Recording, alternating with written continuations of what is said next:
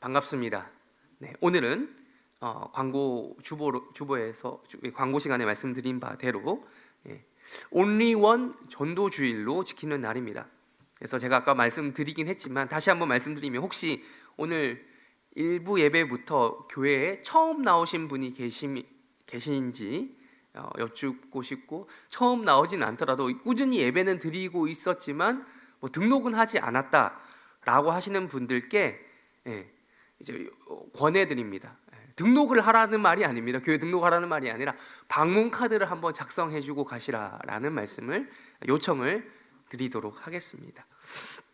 그래서 예배 끝나고 혹시나 또 이제 잊어버리실 수 있으니까 제가 이제 앞에서 이제 인사할 때 꼭 이제 좀 저에게 좀 전달해주고 가시면 좋겠습니다. 뭐 많은 인원도 좋지만 only one이니까 한 분이셔도 좋습니다. 네. 그래서 우리 해림교회는 오늘 온리원 전도주일에 앞서서 어제 제가 또 주보를 통해서 광고 시간에 말씀드렸던 것처럼 토요일에는 봄 음악제와 바베큐 파티를 진행을 했습니다. 그래서 어제 오셔서 드셔보신 분들은 아시겠지만 그냥 고기를 굽는 정도가 아니라 아예 통돼지 바베큐로 먹었습니다. 그래서 또 이것도 이제 바베큐 파티 해림교회에서 이제 몇 년 동안 했었던 걸 아시는 분들은 좀 아실 거예요. 그간 저기 밖에서 실외에서 다 숯불 세팅해가지고 다 일일이 구웠었습니다.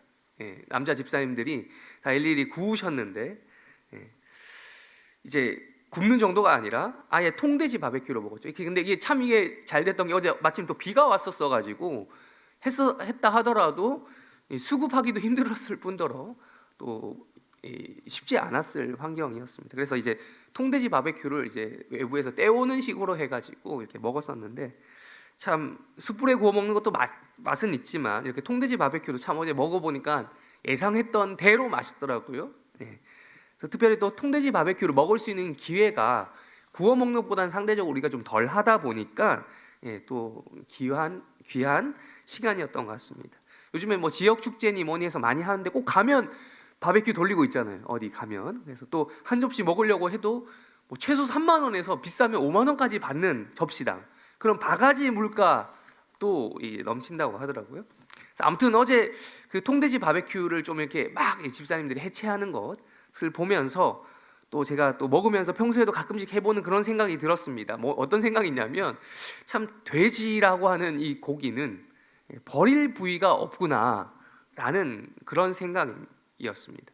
아낌없이 정말 우리 인간에게 자기 자신을 다 내어주는구나, 전부 내주는구나라는 그런 생각을 또 다시금 해보았습니다. 생각해보면 그렇죠. 머릿고기부터 시작해서 내장, 곱창, 대창, 막창, 그러니까 내장 부위, 심지어 족발, 껍데기, 심지어 뼈까지 먹죠. 뼈를 물론 우리가 씹어 먹진 않지만 뼈를 활용해서 우리가 음식을 만들어 먹습니다. 진짜 흔히 하는 표현대로 이제 이런 표현이 있죠. 골수까지 뽑아 먹는다라는 말이 있는데 이게 딱 어울리는 거예요. 그래서 이런 골수 이런 얘기가 지금 나와서 좀 더 말씀드려보자면, 저는 이제 감자탕을 참 좋아하는데요. 여러분 감자탕 좋아하십니까? 감자탕 먹으면 등뼈에 붙어 있는 고기를 참 맛있게 먹어요. 이제 마치 어제 먹었던 바베큐 고기처럼 이제 야들야들한 이걸 먹는데, 근데 이제 단순히 살고기만 먹으려고 감자탕을 먹는 게 아니거든요.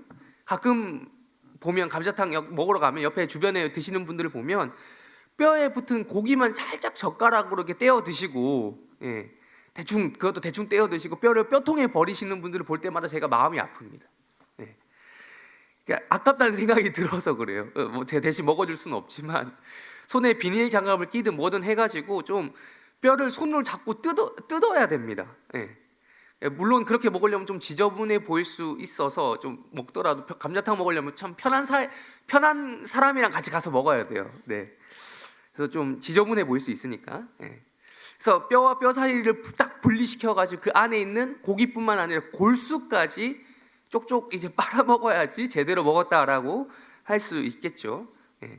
제가 아까 표현했던 대로 정말 우리 인간이라고 하는 자들은 이 돼지의 그 머리고기부터 발끝까지, 족발까지, 심지어 뼈와 뼈 사이에 있는 골수까지도, 등골까지도 다 뽑아 먹는 겁니다.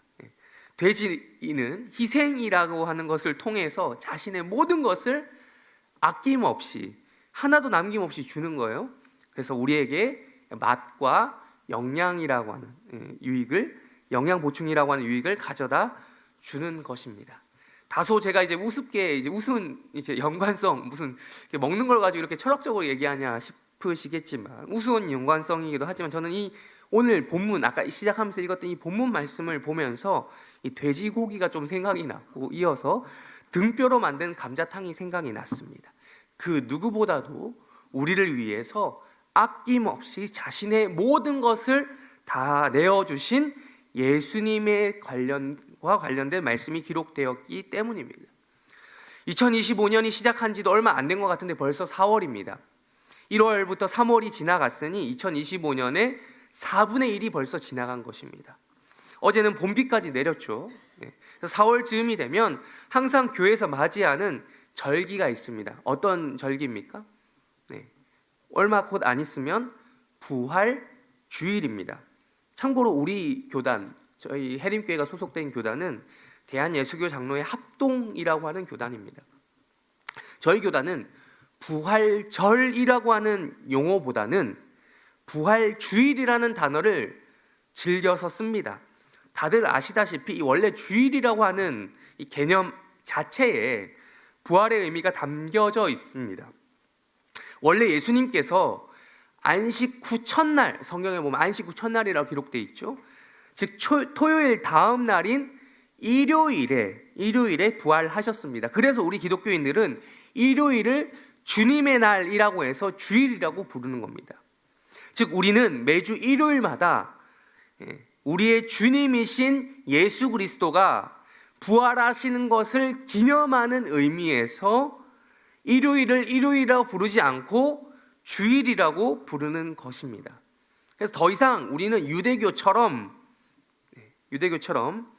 안식일에 모여서, 토요일에 모여서 또 다른 희생 제물을 죽일 필요가 있는 그런 제사를 드리지는 않습니다. 그래서 주일에 모여서 일요일에 모여서 이미 우리를 위해서 자기 몸으로 제물을 드리신, 자기 몸으로 제물을 삼아서 희생시키신 우리 주님께 감사하는 의미에서 예배를 드립니다. 제가 지금 드린 설명을 통해서 여러분 안식일과 주일의 차이를 아시겠습니까? 네, 아시겠죠. 네. 안식일과 주일의 차이가 있습니다. 네. 그래서 그런데 이제 우리가 부활절이라고 한다면, 부활절이라고 하면 일반적으로 따라 나오는 게 있어요. 여러분 부활이라고 하는 게 완성이 되려면 선결 조건이 필요하다는 겁니다. 뭐가 필요합니까? 세트로 얘기하죠. 고난이 필요합니다. 십자가에 우리 주님이 달리신 그 고난이 필요합니다. 십자가의 고난 없이는 부활도 없죠. 부활의 영광이 있을 수 없습니다. 부활의 영광 없이는 십자가의 고난 또한 의미가 없게 됩니다. 그런데 우리 기독교인들은 이 1년에 이거 한 번만 기념하는 것은 아니라는 겁니다. 기리는 건 아니라. 그래서 매 주일마다 그리스도의 십자가의 그 보혈의 은혜를 우리가 감사하는 의미에서 이곳에 나와 예배를 드리는 겁니다. 그러니까 매주일 우리는 부활을 기념한다라고 볼 수 있는 것이죠. 또 예수님이 부활하신 것처럼 나도 부활을 소망합니다라고 하는 그 마음과 그 믿음이 이 예배를 통해서 매주일 드려지는 예배를 통해서 이제 경험하는 것입니다. 그래서 우리가 부활절이라고 하는 용어보다는 부활주일, 매주일 우리가 예배를 드리면서도 특별히 1년에 또 그 부활주일 같은 경우는 좀 더 부활에 대한 개념을 좀 상기시켜보자 라는 의미에서 이렇게 부활주일이라는 표현을 더 쓴다라는 것이죠. 그래서 아무튼 우리는 오늘 영광스러운 이 부활을 우리보다 먼저 체험하신 그 주님, 우리의 구주 되신 예수님을 기뻐하고 또 감사하며 또 기념하는 이 주일 아침에 그 부활에 앞서서 우리에게 모든 것을 아낌없이 다 내어주신 예수님에 대해서 묵상해 보려고 합니다. 오늘 본문을 보면 예수님께서 십자가에 못 박히신 직후의 장면을 기록하고 있어요. 예수님은 십자가에 못 박히신 것만으로도 충분히 고난을 당하셨다라고 볼 수가 있습니다. 사실 십자가만이 예수님의 고난의 전부는 아니죠. 여러분 예수님의 고난에 대해서 묵상해 보신 적 있으십니까? 예수님이 왜 그렇게까지 고난을 받으셔야 했나라고 묵상해 보신 적 있으시죠? 삼위일체 하나님의 제 두 번째 위격이 되시는 성자 예수님, 그분은 하나님의 본체셔요. 그분이 하나님의 아들이라고 하는 신분으로서 이 땅에 인간의 몸으로 오신 것 자체가, 그거부터가 이미 고난의 시작이었습니다. 인간이 된 것 자체가 하나님 입장에서는 아주 굴욕적인 행위라는 거예요. 그런데 이 땅에 오셔서 그러면 대접받으셨습니까? 아니죠. 인간들로부터 철저히 무시받으셨고 또 배척당하셨습니다. 심지어 같은 민족이라고 하는 유대인들도 예수를 어떻게 하면 이용해 먹을 수 있을까 하다가 결국 이용 가치가 없다라고 판단이 되니 이 예수를 어떻게 했습니까? 버렸지 않습니까? 예수를 버리려는 의도에서 십자가에 처형시켜 달라고 유대 총독인 로마 총독 빌라도에게 강하게 압박을 넣었던 거예요. 그런 정치적 상황 속에서 예수님은 십자가에 고통스럽게 못 박히신 겁니다. 그런데 예수님의 고통은요, 단순히 육체적인 고통으로만 접근해서는 안 됩니다. 못 박히신 것 자체도 아주 못 박히신 것도 못 박힌 거지만 아주 좀 수치스럽고 부끄러운 거지만 그 십자가에 못 박히는 그 과정을 보십시오. 전후 사정을 보십시오. 얼마나 불법적이고 얼마나 수치스럽고 얼마나 부끄러운 것이지 않았습니까? 인간의 법으로 봤을 때는 합법입니다. 예수님이 십자가에 못 박힌 게. 왜냐하면 그런 과정, 일련의 재판의 과정이 있었으니까요. 보십시오. 그런데 결과가 선한 것이었습니까? 하나님 입장에서. 온 우주의 통치자이신 하나님 입장에서는 그것이 완전히 불법이었지 않습니까? 십자가에 못 박히시는 그 과정 가운데 여러 인간들로부터 또 예수님은 조롱을 받으셨어요. 조롱을. 창세 전에, 아니 이 땅이 그러니까 창조되기도 전에 존재하셨던 그 귀하신 분이 자기가 만든 피조물에 의해서, 인간에 의해서 조롱을 받으실 줄이야 알았겠습니까? 물론 예수님은 알고 계셨지만 우리가 알았겠습니까? 이런 사실에 대해서 우리가 감히 상상이나 가능할까요? 피조물 주제인 우리가 경험해보지도 못했고요, 경험해볼 수도 없는 수준이기 때문에 감히 상상하기 힘들 일이다라고 할 수 있겠습니다. 오늘 우리는 이 24절 말씀을 통해서, 요한복음 19장 말씀을 통해서 예수님이 어떤 수치를 당하셨는지, 어떤 조롱을 받으셨는지 확인해 보려고 합니다. 23절 우리 다시 한번 읽어보겠습니다. 23절 읽겠습니다. 시작. 군인들이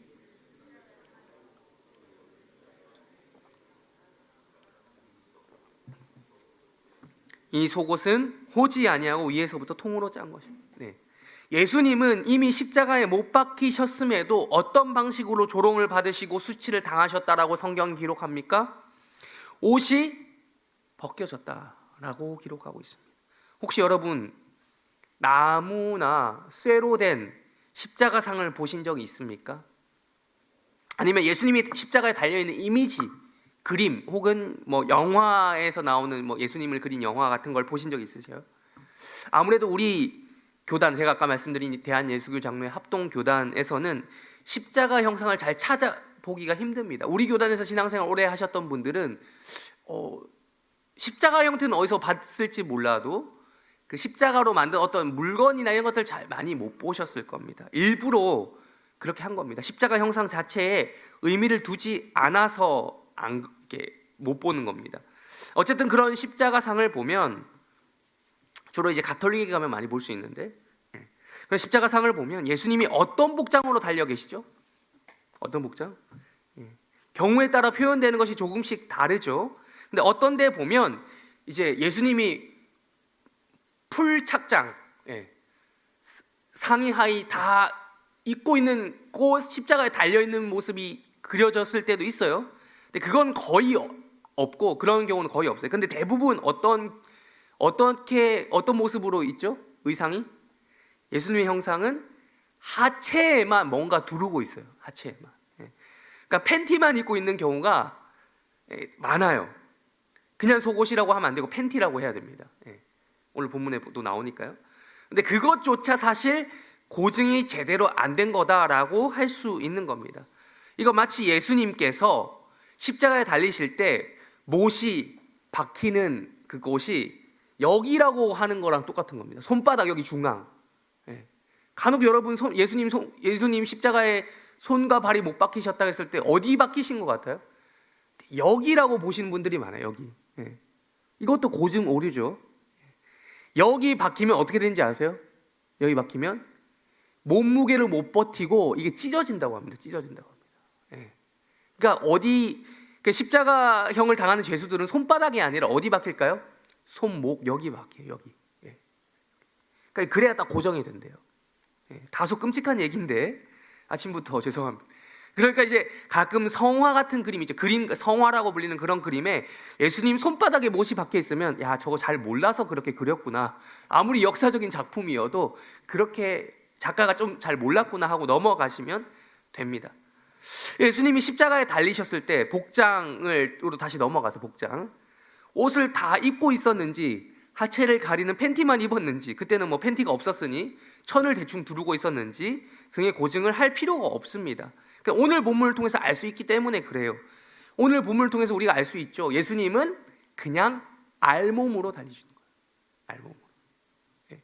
당시 최악의 형벌이라고 하는 십자가형을 당하는 죄수는 로마 정부 입장에서 그 정도 형벌을 받을 정도로 최악의 죄질을 자랑하는 자들이라고 정부가 판단했기 때문에 옷을 입혀줄 만한 그런 존엄성 따위 같은 건 없었던 겁니다. 인권 같은 것은 없었어요. 그런 걸 존중하지 않아도 되는 죄수들이 십자가에 달렸다고요. 단지 십자가상이나 그림에서는 역사적 사실과 별도로 감히, 그러니까 우리의 주님이시잖아요. 그런 그림들이 다 경건한 사람들이 나름 했을 거 아니에요. 예수님을 사랑하고 신앙심 깊은 사람들. 그런 사람들이 예수님의 알몸을 정말 사실 그대로 표현하기가 너무 불경스럽다, 죄송스럽다 라고 해서 천조각이라도 감싸놓은 형태로 그렇게 만든 거죠. 그래서 오늘 우리가 살펴보는 요한복음 19장 본문을 보시면 이렇게 군인들이 예수님을 십자가에 못 박고 옷을 가져가는 장면이 나옵니다. 근데 이 장면은요 요한복음에만 나오지는 않아요. 사복음서 마태, 마가, 누가 다 나옵니다. 요한까지 다 나옵니다. 그런데 지금 제가 오늘 요한복음 말씀을 가지고 이걸 가지고 나누려고 하는 거는 다른 복음서는요 정말 짧게 기록이 돼 있어요. 군인들이 예수의 옷을 제비 뽑았다 뭐 이런 등등이 간단하게 기록이 되어 있어요. 근데 반면 요한복음에는 좀 자세히 기록이 되었습니다. 우리가 2절 내용이 많죠. 2절에 걸쳐서 많이 기록이 되어 있는 것처럼 좀 더 자세히 기록을 하고 있기 때문입니다. 그렇다면 당시 군인들은 예수님을 십자가에 못 박은 다음에 그 옷을 왜 가져갔죠? 어떤 신비한 힘이 있다고 믿어서 그랬습니까? 이건 이제 신비한 힘이 있다 라고 생각하는 것은 지금 가톨릭이 그렇게 얘기하죠. 저기 유럽에 여러분 유럽에 여행을 가시면 유수한 성당들이 있습니다. 유수한 성당들이 건물을 크게 지어서 유수한 성당이 된 게 아니라 처음부터 거기에 이런 십자가에 사용됐다고 못 이런 거 있죠. 그 십자가 조각, 나무 조각 혹은 예수님이 입었던 옷 이런 것들이 거기 가면서 그것 때문에 그걸 유물 때문에 성당을 크게 지은 거예요. 그러니까 이게 뭐가 먼저냐라고 잘 보셔야 돼요. 성당이 커서 거기 넣은 게 아니라 그 유물이 유럽 곳곳에 전파가 되면서 그렇게 크게 지은 겁니다.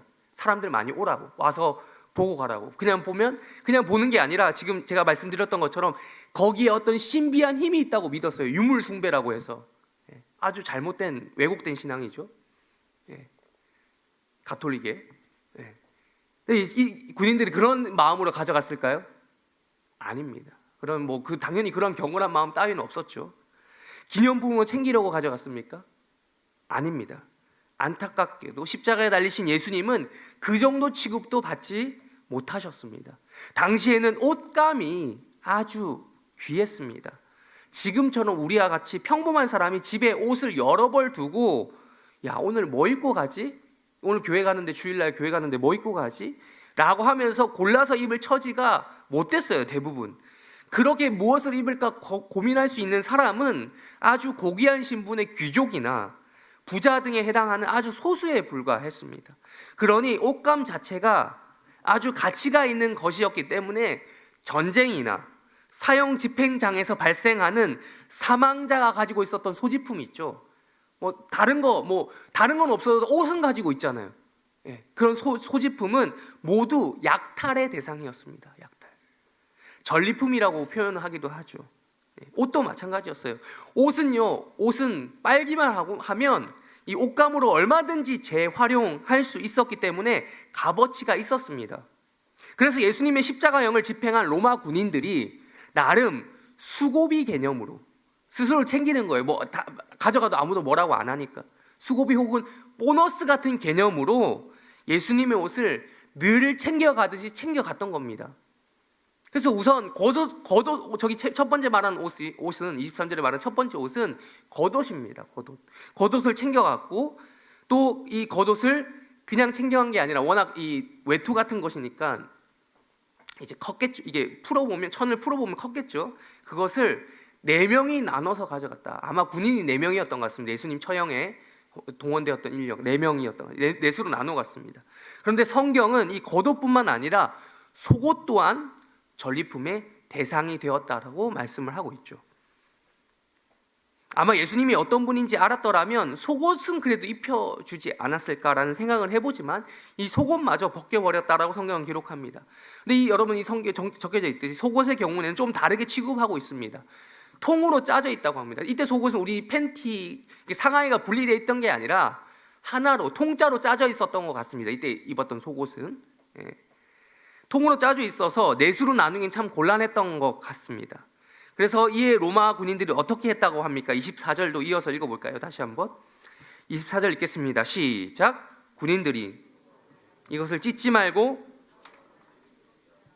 이는 성경에 그들이 내 옷을 나누고 내 옷을 제비 뽑나이다 한 것을 응하게 하려 함이라. 군인들은 이런 일을 하고. 아멘. 이렇게 얘기한 겁니다. 야, 그냥 이거 찢으면 요거는 통으로 짠 거니까 옷감도 상하고 이거 나눠봤자 이거 더 가치도 떨어지고 그냥 우리 한 명한테 몰아주자 라고 한 거예요. 야, 내가 사다리 그릴 테니까 사다리 게임 한 판에서 몰빵 시켜주자, 이렇게 이야기한 거예요. 그래서 이렇게 우리 예수님께서는 수치스러운 벌거벗음에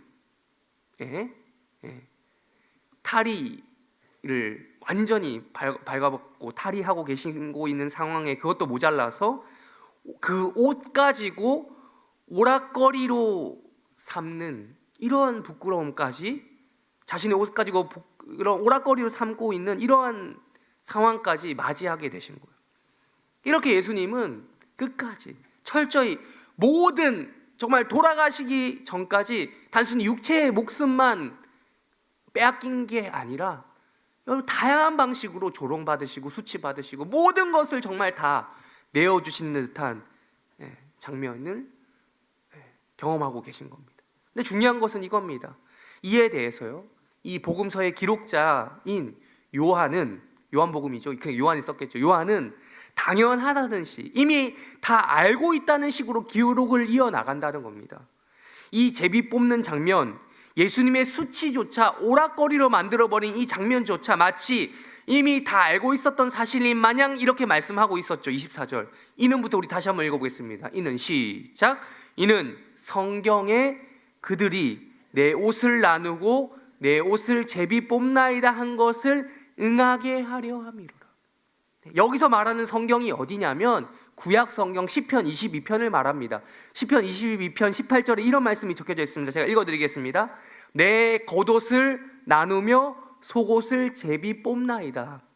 시편 22편은 다윗이 쓴 겁니다. 전체적으로 보면 다윗이 자기가 경험하고 있는 절망적인 상황 속에서 고통을 힘들어요 하나님 하면서 22편이 다 그렇게 적혀져 있어요. 그 많은 내용이. 그래서 예수님이 십자가에 달리시는 장면을 미리 본 듯한 절절한 고백이 기록이 되어 있습니다. 시편 22편에서 다윗이 당하는 그 괴로움을 토로하는 것을 예수님이 써먹는 거면 그럴 수도 있다. 실제로 예수님이 써먹거든요. 22편에 이것만 써먹는 게 아니라 다양한 장면에서 예수님이 시편 22편을 써먹으시거든요. 다양한 그 십자가에 달리시는 장면을 통해서. 그럴 수도 있겠다. 예수님이 썼으면 그럴 수 있겠다 싶죠. 근데 그 정도가 아니라 지금 보시면 아예 예수님의 의지와 상관없이 일어나는 세세한 일조차 성경에 적혀져 있던 것이 그대로 성취되고 있다라는 거예요. 군인들이 예수님의 통제 아래 있지 않았죠. 군인들이 성경 말씀을 알았기 때문에 그걸 지금 써먹으려고, 내가 말씀을 이루려고 이렇게 제비 뽑아야지, 나 옷 가져가야지 이랬습니까? 그게 아니잖아요. 그것과 상관없이 이런 일들이 성취되는 것을 우리는 복음서를 통해서 읽으면서 확인할 수 있는 거예요. 그래서 이걸 읽으면서 우리는 소름이 돋아야 되는 겁니다. 지금 로마 군인들이 성경의 내용을 알고 따라하는 장면이 아니라 그 누구보다도 이 로마 군인들은 하나님을 대적하는 자들이에요. 불신자들입니다. 하나님의 말씀에 순종하기 위해서 예수를 처형한 게 아니에요. 또 전리품처럼 예수님의 옷을 나눠 가진 게 아니라고요. 근데 그저 그들은 늘 하던 대로 자신들의 임무대로 예수라고 하는 자를 상관의 명령에 따라, 빌라도의 명령에 따라 오늘도 십자가에 또 한 명 죽입니다 하면서 십자가에 처형시켰을 뿐이고, 그저 하던 대로 옷이라고 하는 전리품을 취했을 겁니다. 자신들의 경제적 이익과 상관이 있기 때문에 적극적으로 옷을 나누어 가지되 기왕이면 흥미있는 방식으로, 제비뽑기 방식으로 옷을 나누어 가진 거예요. 그런데 그들이 이렇게 할 거라는 아주 세부적인 내용까지 구약 성경에 이미 다 기록이 되어 있다는 겁니다. 성경은 그것이 성취되는 순간이라고 말씀하고 있는 거예요. 결국 십자가에서 일어나는 모든 일들을 인간이 어째저째 하고 있는 것처럼 보이지만 사실상 각본은 하나님의 손에 다 짜여져 있는 것이고, 그 각본대로 이 스토리, 십자가라고 하는 이야기가 흘러가고 있었다는 말이에요. 즉 하나님이 이러한 모든 상황 하나하나 만들어 가셨다. 예수님이 십자가에 달리신 것도 모자라 속옷까지 벗김을 당하셔서 알몸이 되는 그런 수치를 당하신 것, 그리고 그 옷을 나누는 행위조차 오락거리로 전락해버린 이 순간이, 이 상황이 우발적인 인간의 실수나 잘못이 아니라 성경은 영원 전부터, 이 세상이 만들어지기 전부터 하나님께서 택함받은 백성들, 우리와 같은 이 죄인들을 구원하시기 위해서 짜여진 하나님의 각본이라고 하는 점을 강조하려고 요한복음에서는 성경을 응하게 하려 함이다 라고 하는 문장이 여기뿐만, 우리가 읽었던 23절 24절뿐만 아니라 19장 여러 번 나오는 거예요. 우리가 찾진 않겠습니다. 24절 마지막에서 이렇게 말씀합니다. 24절 마지막에서 이렇게 말씀하죠. 군인들은 이런 일을 하고. 네, 단지 이 군인들은요, 이런 일을 실행에 옮겼을 뿐이에요. 우리 예수님은 우리를 위해, 우리의 죄를 대신 짊어지기 위해 이 땅에 의도적으로 인간으로 태어나신 분입니다. 또한 그 죄를 짊어지기 위해서 아무 죄도 없이 십자가에 달리셔야만 했습니다. 그냥 죄를 짊어지신 분이 아니라 정말 아낌없이 모든 것을 다 내어주셨습니다. 자신의 몸뿐만 아니라 자신의 옷, 심지어 속옷까지도 그렇게 하셨어요. 성경은 스스로 말합니다. 그 모든 것이 성경을 응하게 하려고 한 것이다. 바꿔 말하면 짜여진 각본대로, 제가 아까 말씀드렸던 짜여진 각본대로 되어졌을 뿐이다. 그 짜여진 각본대로 모두가 잘 움직이고 있다라는 거예요. 우리는 이 지점에서 잠깐 멈춰서 생각해 보려고 합니다. 우리는 이 각본에서, 우리가 이 각본에 들어간다면 우리는 어떤 역할입니까? 로마 군인 역할이 아닐까요? 여러분, 우리는 부정하고 싶어 합니다. 애써. 나는 빌라도가 아니야, 나는 가룟 유다까지는 아니야 라고 그렇게 말할 수는 있을지 모르겠습니다. 나는 적극적으로 예수를 팔지 않았어, 나는 예수를 십자가에 넘겨줄 정도의 잘못을 한 적은 없어 라고 그렇게까지 말할 수 있을지는 모르겠습니다. 물론 우리의 죄를 생각해보면 다 우리는 빌라도 수준을 벗어나지 못합니다. 그리고 가룟 유다의 수준을 벗어나지 못합니다. 그들의 자리에 우리가 가보지 않았잖아요. 그들의 자리에 가면 우리는 그러지 않으리라는 법 자신이 있으십니까? 우리도 그들의 자리에 가면 다 똑같이 판단하고 행동했을 겁니다. 단지 역사가 그 역할을 나에게 맡기지 않았을 뿐입니다. 그래서 사도신경에서도 본디오 빌라도에게 고난을 받으사라는 게 의도적으로 기록이 되어 있는 겁니다. 그 본디오 빌라도에다가 바로 그 고백을 하고 있는 나를 넣으라고, 대입시켜 보라고 그 고백이 있는 거예요. 아무튼 100번 양보해서 나는 빌라도가 아니야, 나는 가룟 유다가 아니야 라고 해도 우리는 이 로마 군인의 역할에서 자유로울 수가 없습니다. 기본적으로 여기에 예배드린 우리는 예수의 죽음과 부활을 믿기 때문에 모인 자들은 맞습니다. 그런데 우리는 그 죽음의 의미를 얼마나 깊이 통감하고 있습니까? 그러면서 신앙생활하고 있습니까? 그 십자가의 현장 앞에서, 그 죽음의 현장 앞에서 떨어지는 옷까지 하나 주워 가려고, 전리품이나 얻으려고 기웃거리는 그 군인들의 모습이 우리의 모습은 아닙니까? 혹은 예수를 믿기는 하는데 그 예수가 우리를 위해 자기 목숨뿐만 아니라 남은 옷까지까지 말 그대로 모든 것을 다 주시기 위해 온갖 부끄러움과 수치를 다 당하신 그분의 죽음 앞에서 어떠한 진지한 자세로 신앙생활을 하고 계십니까? 그분의 십자가상에서의 죽음은 군인이 하던 제비뽑기와 같이 또 하나의 오락거리 수준으로 전락해버린 것은 아닌지 돌아보아야 할 것입니다. 오해하지 마십시오. 우리 해림교회는요, 전도를 위해서 어제 복음음악제와 바베큐 파티를 했죠. 오늘을 위해서 했습니다. 오늘은 온리원 전도주일로 지킵니다. 그래서 어제 다 한 겁니다. 어제. 오늘이 더 중요하죠. 더 많은 새가족들 혹은 새신자들이 전도주일이라서 방문하며 올 겁니다. 2부 3부 예배 때는 더 많이 오겠죠. 그러나 오늘은 예배를 드립니다. 전도주일이라고 해서 저희가 뭐 다른 주일과 뭐 다른 특별한 뭐 행사를 더 하지 않습니다. 똑같이 그냥 예배를 드립니다. 평소와 똑같이 우리를 위해 십자가에서 고통받으시고 죽으신 그 예수 그리스도를, 그리고 영광 가운데 부활하신 그리스도를 높이는 예배를 이 주일날 드리는 겁니다. 이 설교를 통해 적용하고픈 우리의 모습은 어떤 교회의 행사나 뭐 이런 것들, 복음음악제 뭐 이런 정도의 수준을 넘어서서 우리가 가지고 있는 신앙의 기본적인 태도가 어떠하냐라는 것입니다. 우리에게 이 기독교는 왜 기독교입니까? 우리에게 이 복음이라고 하는 것, 복된 소식은 왜 복된 소식입니까? 예수를 우리는 믿어야 되는 겁니다. 예수를 믿어야 왜냐하면 이 상태 그대로라면 우리는 지옥에 갈 수밖에 없는 끔찍한 죄인인 나를 위해, 나의 죄를 대신 짊어지기 위해 십자가상에서 모든 것을 아낌없이 다 내어주신 그 예수를 믿어야 하는 것입니다. 설교를 마무리하려고 합니다. 오늘 설교 제목이 무슨 말인지 아시는 분들은 아실 겁니다. 어르신들 중에는 모르시는 분들도 있을 겁니다. 나름 신조어였습니다. 신조어. 였다는 말은 좀 이 말이 나온 지 오래됐다는 거죠. 5, 6년 됐더라고요. 등골 브레이커라는 겁니다. 말 그대로 등골을 박살내는 누군가를 말합니다. 이 누군가가 누굽니까? 부모님의 등골이 휘어지다 못해 박살내는 철없는 자식들을 가리켜서 등골 브레이커라고 불렀습니다.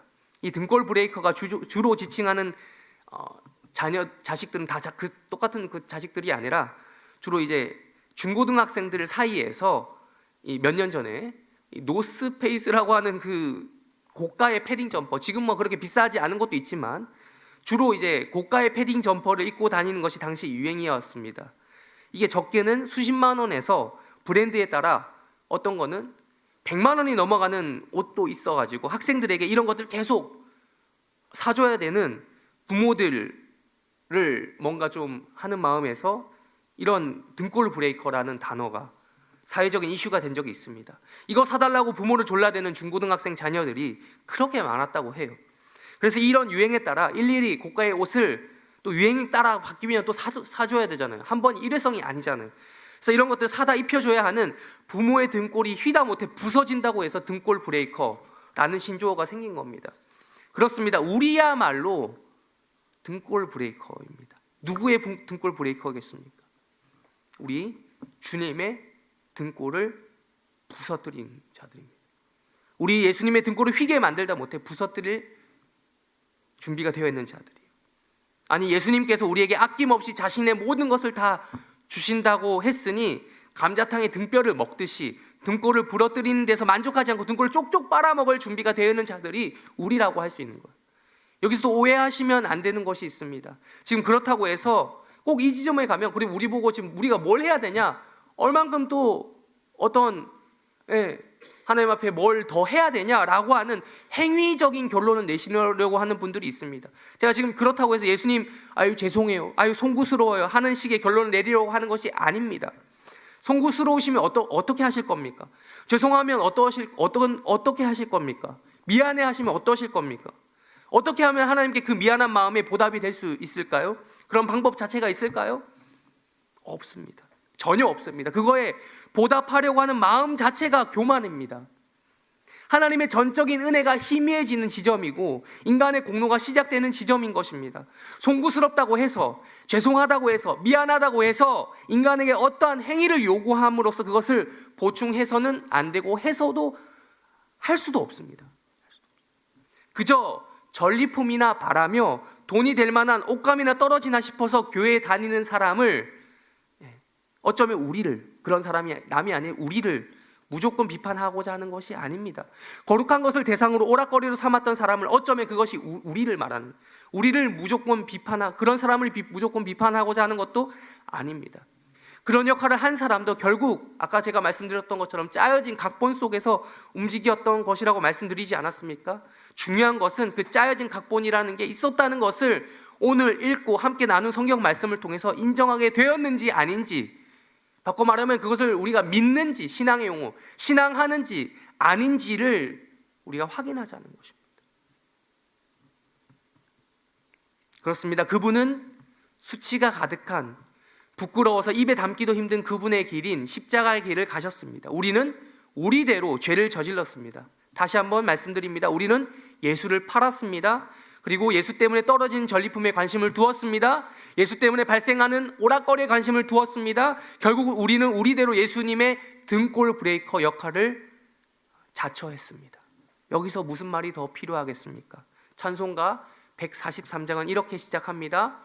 웬 말인가 날 위하여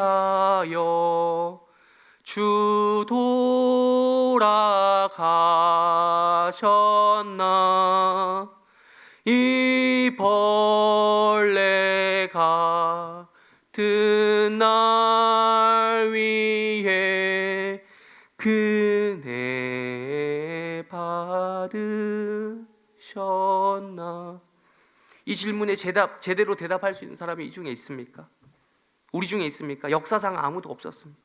그냥 나를 위해서, 그냥 나를 구원하시기 위해 작정하셔서, 계획하셔서, 나를 사랑이라고 하는 표현으로밖에 말할 수밖에 없는 그것을 위해서 이 땅에 오신, 그리고 십자가에 달리시되 옷까지 다 벗겨지시는 수치를 당하신 그 예수님의 나를 위해 오셨구나 라는 사실, 우리는 그냥 믿을 뿐입니다. 믿음이 공로가 아닙니다. 믿음은 믿어지는 겁니다.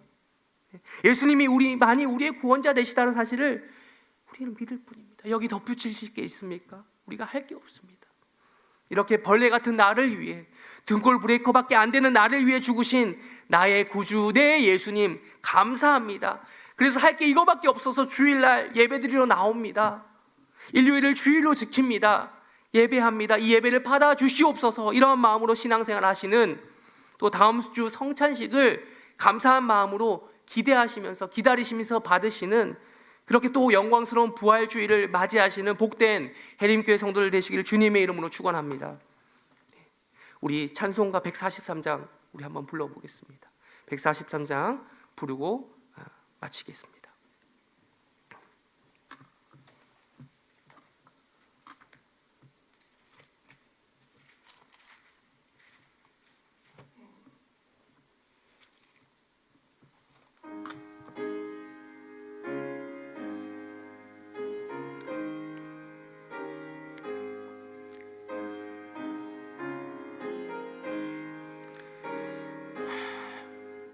웬 말인가 날 위하여 주 돌아가셨나.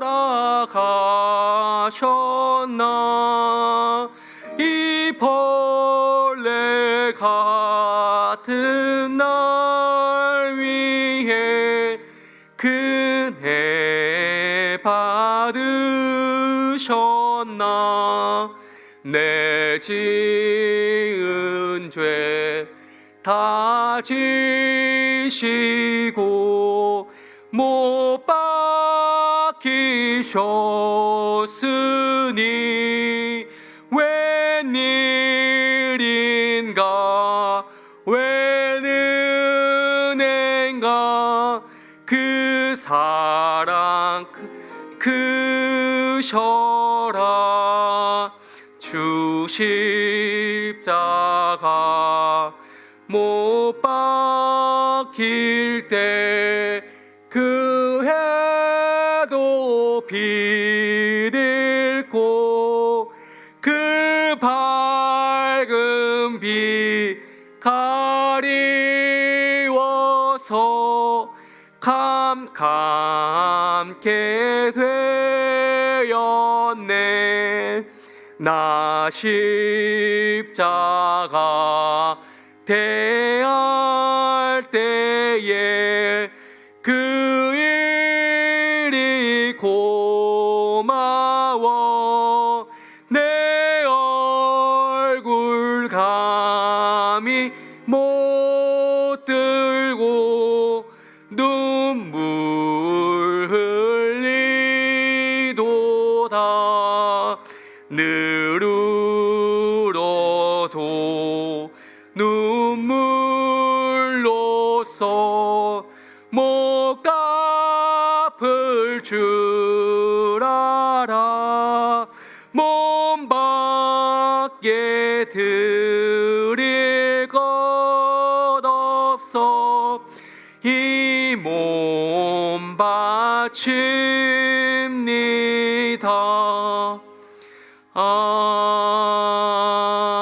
아멘.